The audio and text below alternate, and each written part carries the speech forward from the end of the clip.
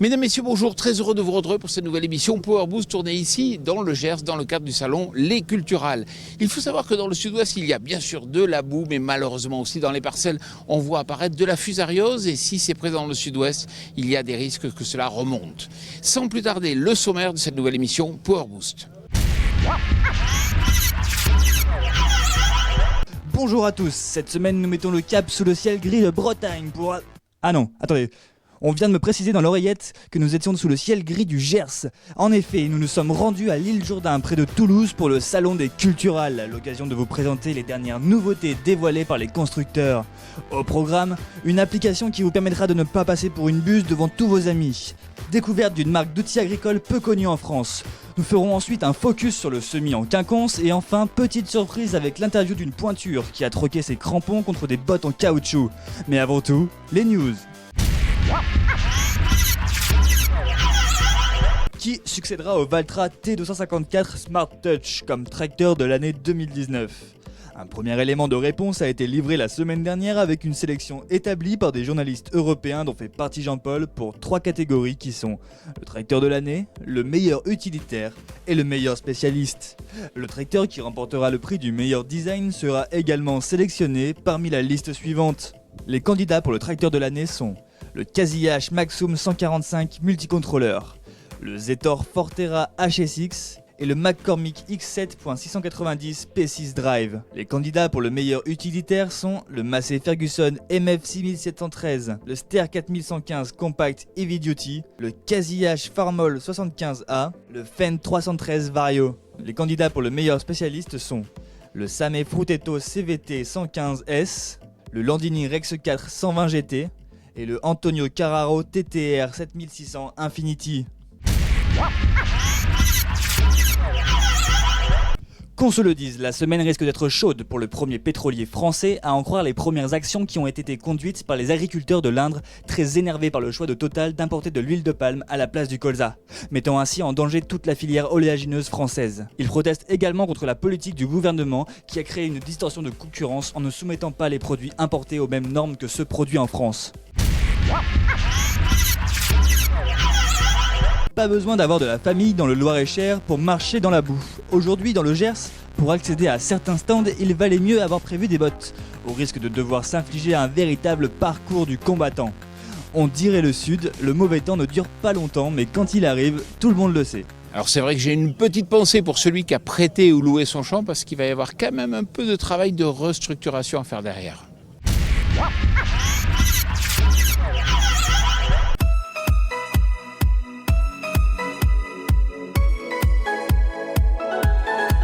Ce semoir, vous l'aviez découvert dans notre émission pour l'Agritechnica, ça y est, le premier exemplaire est ici présent en France. Bonjour Christophe.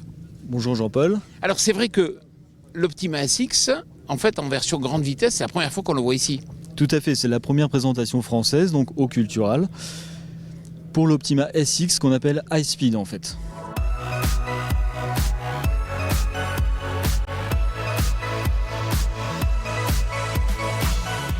Comment il fonctionne ?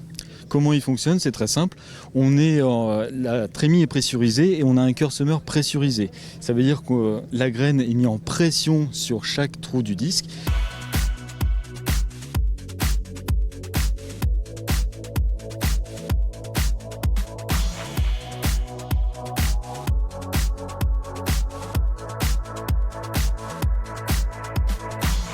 Et ensuite, à la fin, la graine passe dans le tube et la graine est emmenée par un flux d'air jusqu'à une vitesse de 70 km/h et ensuite interceptée par une roulette intermédiaire caoutchouc molle pour garder cette précision d'espacement sur le rang jusqu'à des grandes vitesses jusqu'à 15-18 km/h.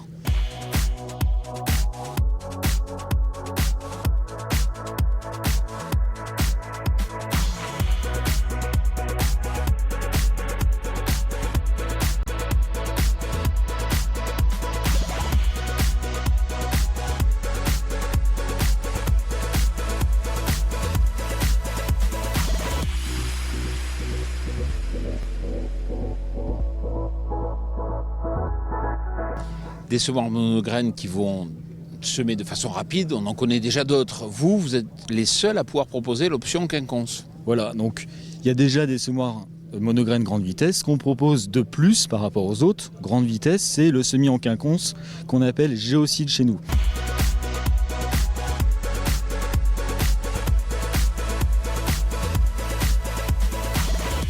Donc on dit semis en quinconce, mais aussi semis parallèle, ça peut être. Donc on peut avoir du semis parallèle ou quinconce sur la largeur du semoir ou sur la largeur du champ même, si on a du signal RTK, pour biner par exemple dans les deux sens. Dans le sens du SMI et à 90 degrés du sens du SMI.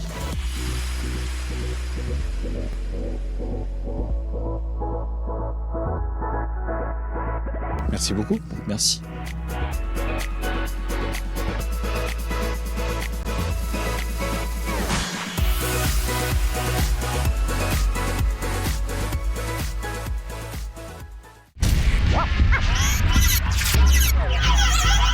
Une application gratuite qui réunit les buses.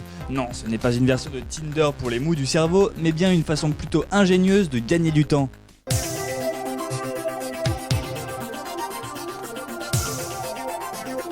Je vous le dis souvent, les meilleures idées sont toujours les plus simples. Hélène Vergonjan, bonjour. Bonjour. Hélène, j'arrive pas à le croire, il n'y avait eu jamais personne qui a eu l'idée de pouvoir, dans une même application, rassembler toutes les buses antidérives disponibles sur le marché?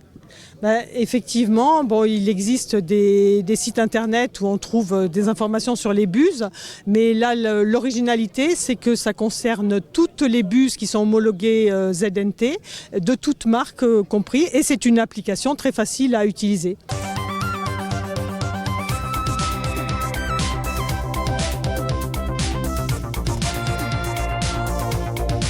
Et le point positif, c'est que l'application est gratuite. Oui, tout à fait, elle se trouve sur le Google Store et sur l'App Store. Merci beaucoup Hélène. Au revoir. Nous sommes dans le sud-ouest et bien évidemment il fallait que je vous parle de rugby. On a été rencontrer un des joueurs internationaux, certainement l'un des plus talentueux et des plus doués de sa génération.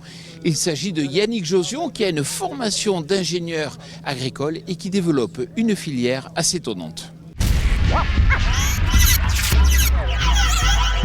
Yannick Josion, bonjour. Bonjour. Alors c'est vrai qu'on vous connaît en tant qu'international de rugby, un joueur vraiment aux qualités exceptionnelles, mais vous êtes issu avant tout du monde agricole.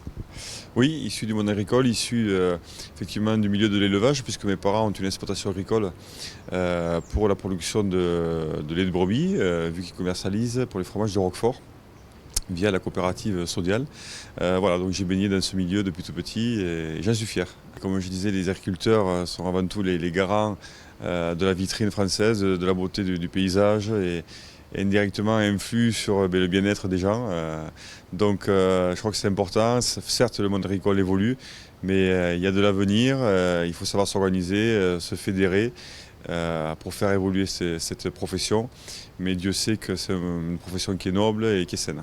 Et vous allez encore plus près de la production puisque vous lancez une nouvelle filière.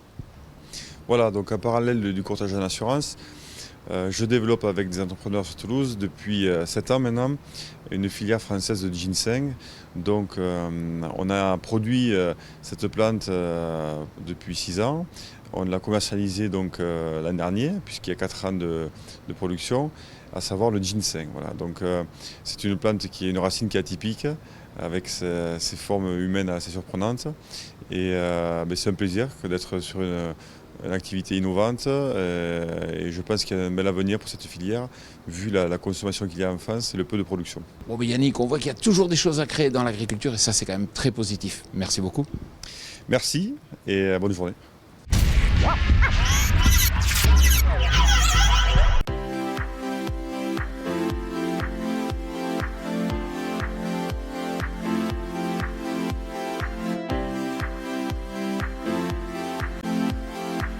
Vous savez, dans l'émission Power Boost, on aime bien toujours mettre en avant les marques nouvelles. Et justement, j'ai le plaisir de vous présenter la marque Virkar. Bonjour Yann. Bonjour.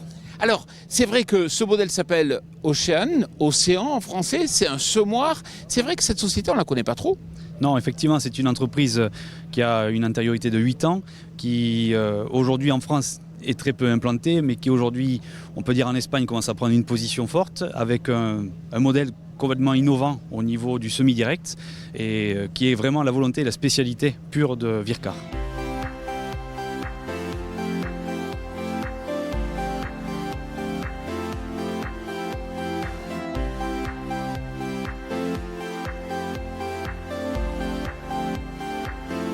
C'est une entreprise catalane? Oui, effectivement, proche de Barcelone, qui a été faite par 3 ingénieurs associés qui ont eu la volonté de faire un outil qui se démarquait de ce qui existait déjà, sur du semi-direct traîné exclusivement, sur différents modèles et avec des systèmes de terrage et autres composants assez innovants.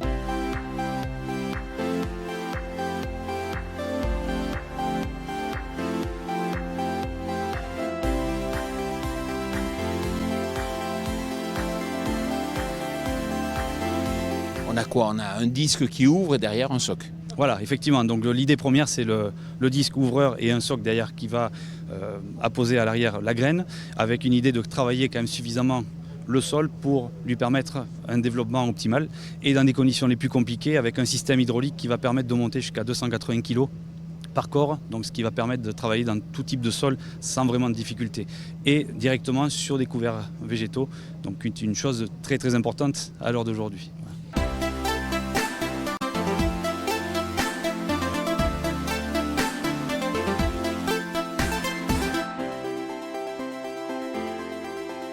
Si je veux faire l'acquisition de ce semoir, il va falloir que j'attende combien de temps avant d'être livré et puis il va coûter combien? Alors très peu de patience puisqu'on va estimer plus ou moins aujourd'hui être capable de livrer à l'automne avec un budget, bon cela dit, selon les modèles ça peut vraiment fluctuer mais en gros de 70 000 jusqu'à 120 000 euros, voilà, hors taxe bien sûr.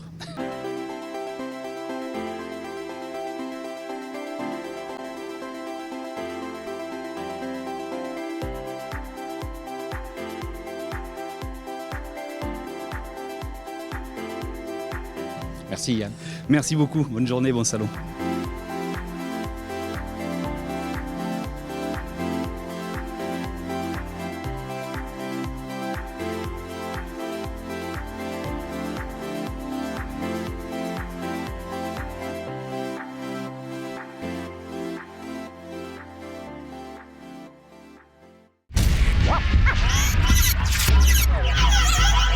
Voilà, j'espère que cette émission Power Boost tournée ici dans le Gers vous a plu. Vous n'oubliez pas que pour tout savoir sur le machinisme, il faut consulter notre média partenaire machinismeactualité.com.